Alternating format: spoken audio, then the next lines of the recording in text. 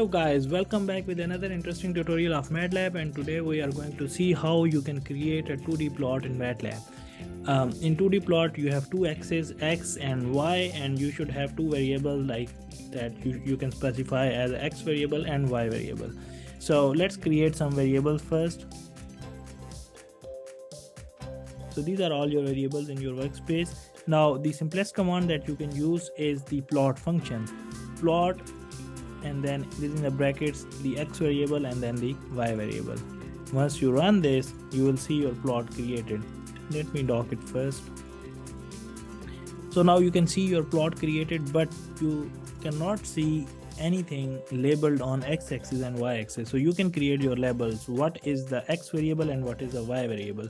You can do that by X label and Y label function, and you can specify the name within the brackets and within these commas.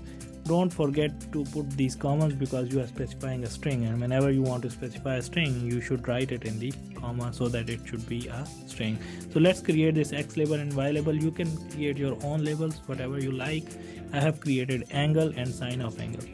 So when I run this, you can see angle is on the x-axis and sine of angle is on the y-axis. Okay, now you can create a title of your figure as well, and that is created by using title function, and within the brackets you can create your own title. When I run this, you'll have the title on the top of the figure. Now there is no grid on the back of the on the background of this figure. You can create a grid that will help you to understand what is the value or estimate the value at certain point, or to make plot more intuitive.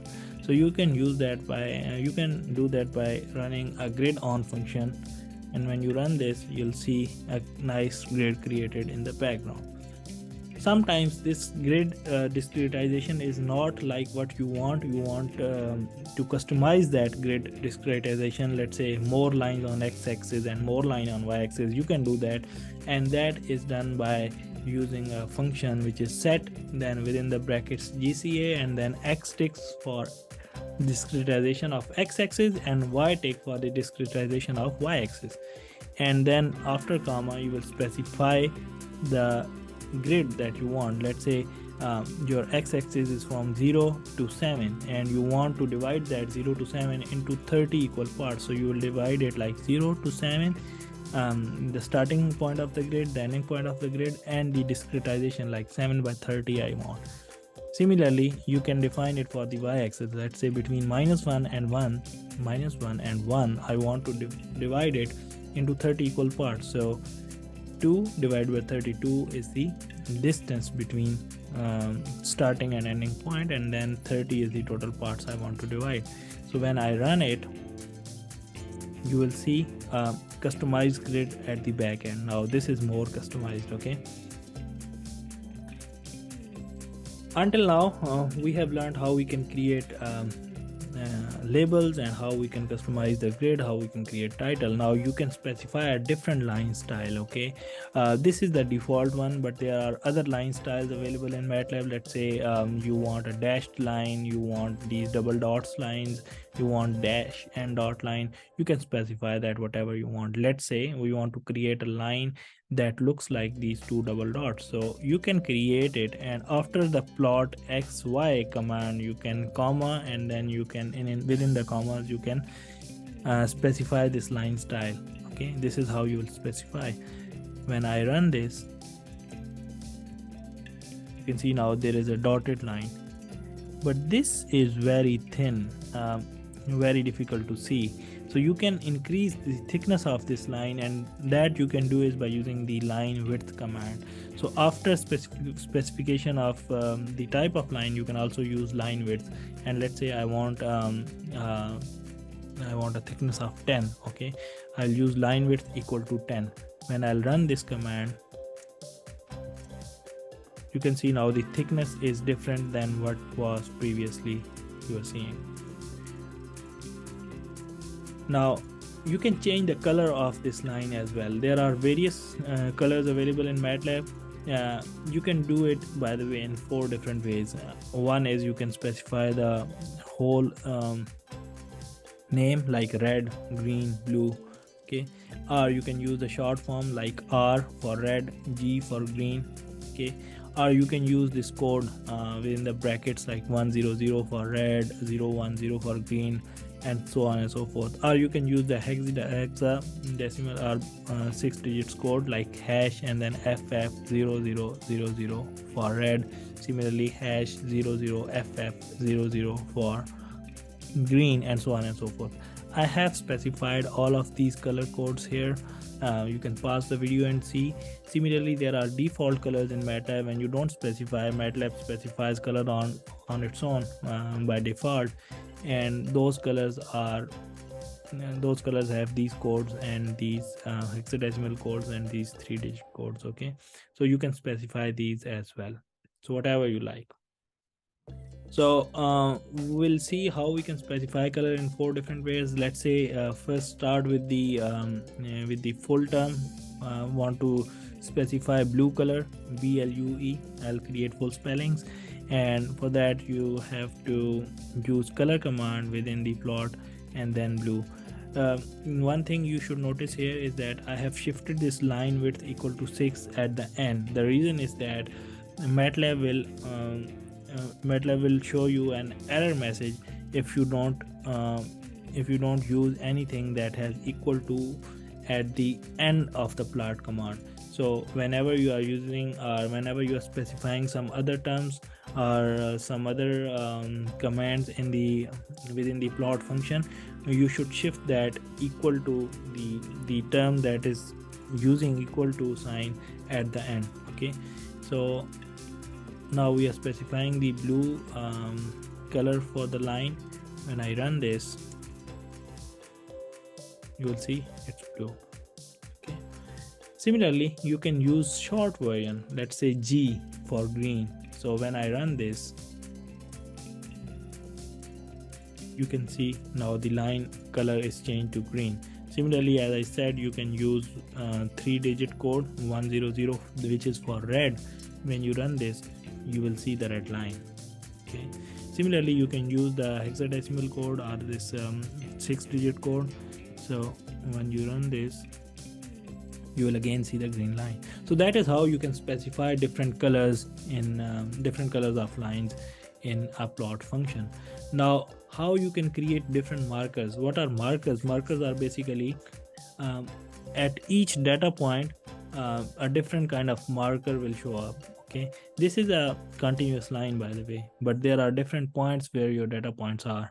So if you want to specify with a different marker to see where exactly your data point is, you can do that by using a marker function. So let's say within the plot you can use these. By the way, these are all the markers which are available, okay, within the inverted commas. Let's say for this example we want to use square. So after specification of the line style, you can specify this. Right after that you can specify that marker type. Let's say square here.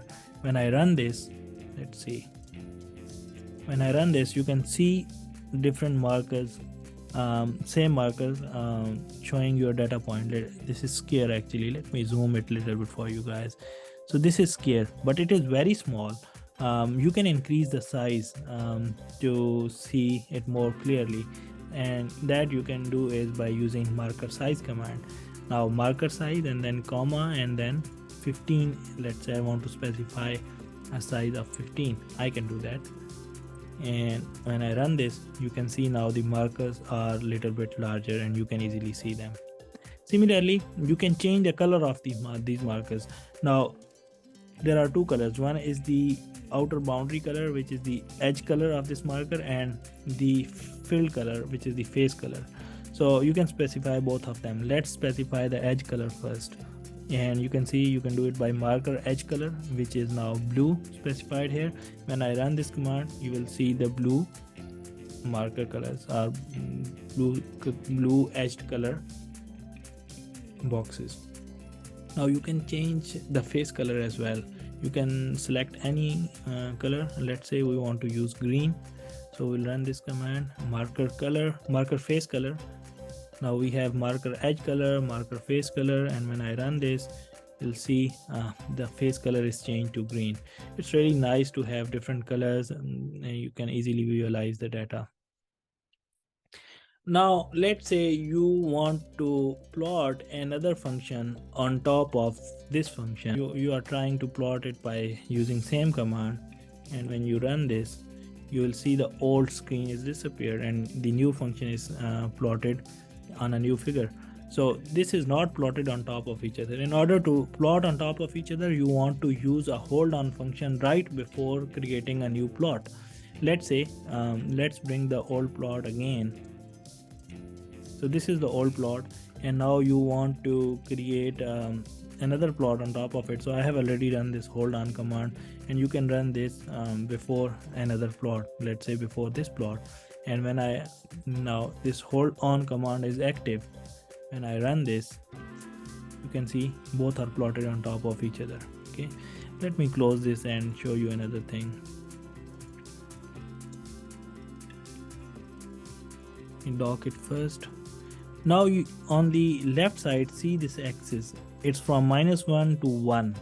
Okay, and when I run this one, let me make sure I have hold on, and when I run this one, you can see now the y-axis is changed from -20 to 20.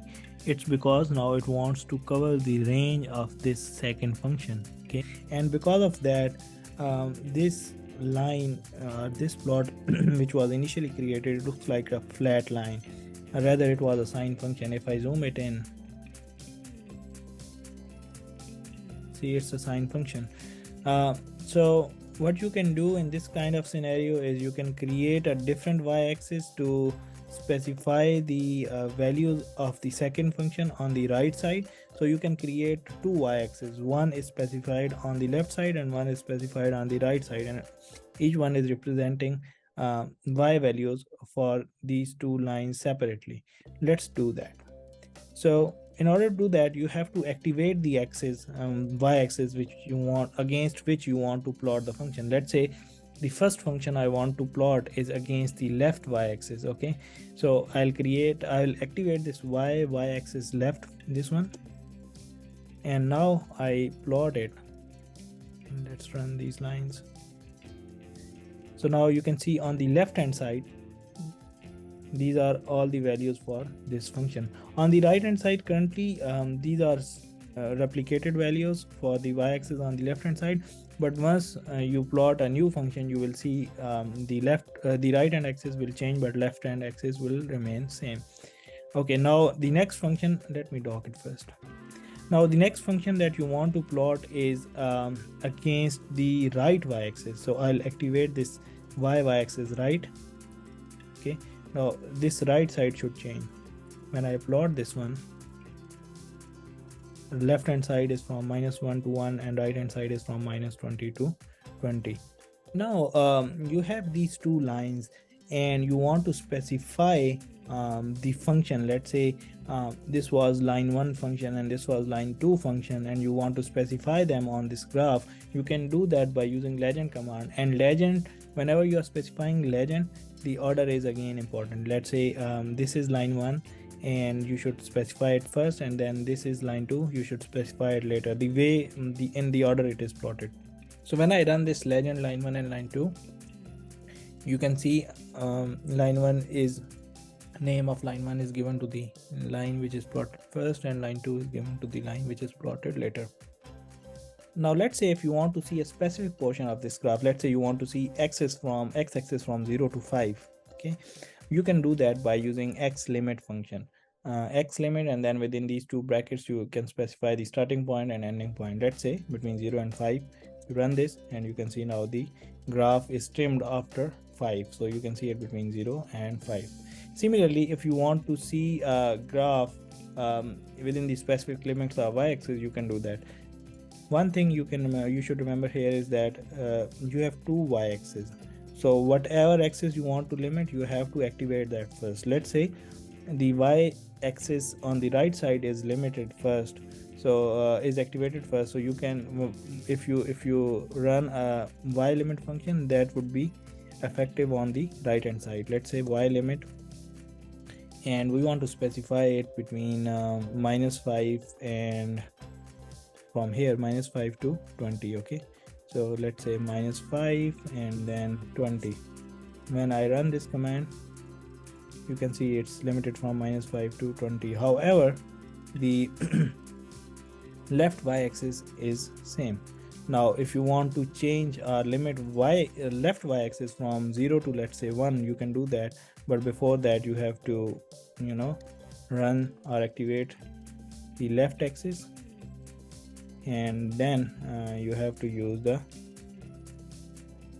limit function. Let me copy it, and from I said 0 to 1. Okay, when I run it, you will see this is from -5 to 20 and this is from 0 to 1.